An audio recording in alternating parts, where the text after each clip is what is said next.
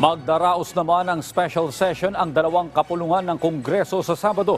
Dito inaasahang magbibigay ng talumpati si Japanese Prime Minister Fumio Kishida. Si Meleles Mora sa sentro ng balita.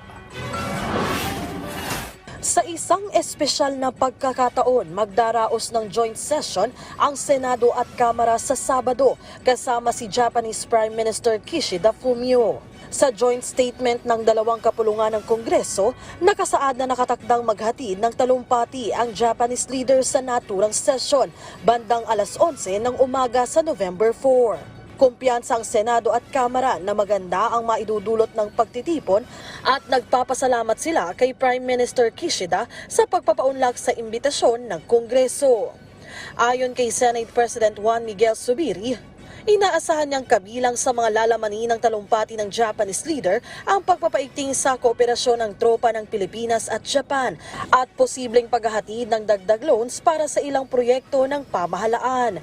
Habang sabi naman ni House Speaker Martin Romualdez, bukod sa talumpati, kumpiyansa siyang maraming bagong oportunidad ang mabubuksan para sa mga Pilipino mula sa iba't ibang aktibidad ng Japanese Prime Minister sa bansa. Meleles Moras para sa Bayan.